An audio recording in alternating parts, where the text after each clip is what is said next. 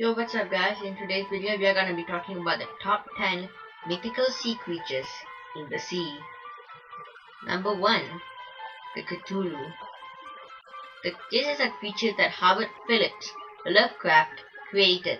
The American writer of weird and horror fiction got famous for his Cthulhu mythos. Read his stories to find out more about this entity that dwells beneath the waves. He is the most famous creation by Lovecraft. The author describes it as a creature resembling an octopus, a dragon, a human caricature. He wakes dreaming in his house in a sunken city, and when he wakes up, trouble comes. Number 2. The Whatgainoy. This water-dwelling spirit lives in rivers, ponds, and streams. He is a creature from Slavic tradition. The author describes himself as a male creature with a flat, flabby body and face covered with greenish hair. He also has a long green beard stretching down to his feet. In many stories, he got blamed for drowning villagers and causing floods. Some legends also describe him as kidnapping young girls and disguising himself as beautiful flowers. To get rid of him, people blessed the rivers or ponds when the creature appeared, but fishermen respect him, and they offered him tobacco as a gift, hoping to get good fish on their trip. Number 3. The Situs. In Greek mythology, authors use the word Situs to describe sea monsters. They refer to many sea monsters as Situs. The term is vague, but based on some clues and stories, we know that Situs was a sort of serpent, dragon, shark, whale, or fish. In one of the most famous stories about the creature, Poseidon sent Situs to devour Andromeda. He wanted to punish Andromeda's mother for boasting that her daughter was more beautiful than all of the other Nereids. And you know how it goes. Poseidon was married to one of the Nereids and couldn't stand someone saying his wife was not the most beautiful.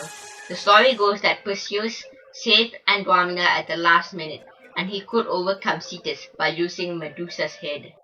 Number 4. The Dagger. He is another creature that Lovecraft mentioned in his stories. Dagon was an actual deity from ancient times. He appears in the most famous story by Lovecraft, Esoteric Order of Dragon. The creature also played a major role in other stories. Number 5. Amabai. Let's shift to the east for a while. Amabai appears in Japanese legends during the Edo era. During that period, the Japanese population lived mostly in agricultural societies. The sea creatures appeared to people whom she prophesied about a good harvest or an imminent epidemic. She had a body of a fish with scales covering her skin. Number 6. The Kraken. Release the Kraken, that is one word most of us have heard during their life. Fun fact. The name comes from Norwegian, where it means an unhealthy or twisted animal. Yet the word entered the popular lexicon as one of the main monsters in the movie Clash of the Titans. The Kraken actually shares a lot of similarities to the Greek version of Situs. Both mythological creatures are large sea monsters. The mythological Kraken closely resembles a giant squid. The second installment of the Pirates of the Caribbean movie also features a creature looking like the Kraken. It is most mythically accurate depiction of the creature. Number 7. The Fing Folk.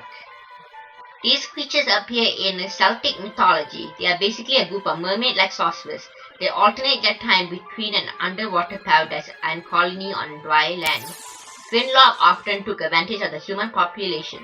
They took the most desirable men and women with them as spouses.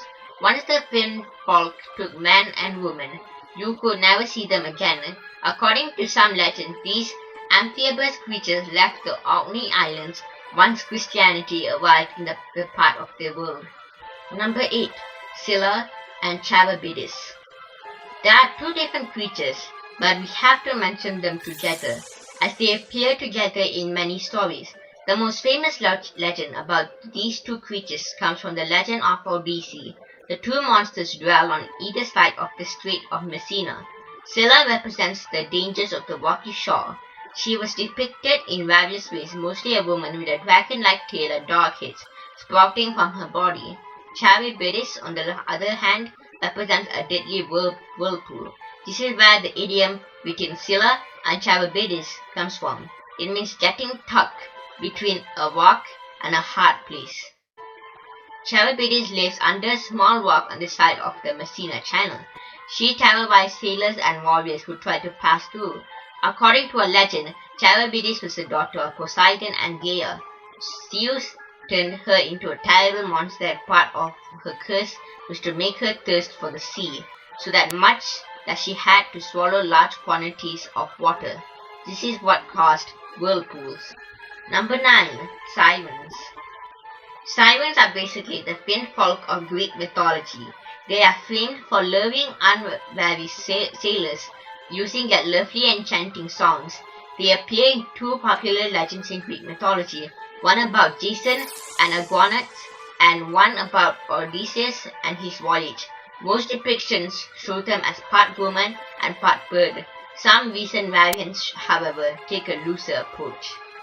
And before we go into number 10, I would like all of you guys to go down and subscribe. Hit that like button if you're enjoying this video. Alright, let's go. Number 10. The Jormungandr. This creature in Norse mythology represents the big-caused serpent. It is so long that it wraps all the way around the world. The Jormungandr can hold its own tail in the mouth. The creature is an offspring of Loki and a giantess by the name of Angrboda. And when Jormungandr releases its tail, it will mark the beginning of Ragnarok. During the cataclysmic event, Thor will have a final battle with the sea creature, slaying the almighty serpent.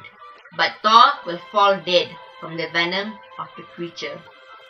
If you guys enjoyed this video, make sure to go down and subscribe, hit that like button, and tell me if you guys want to see more of these and I can do them in the future. Other than that, see you guys, and I'll see you guys in the next one. Peace out, guys.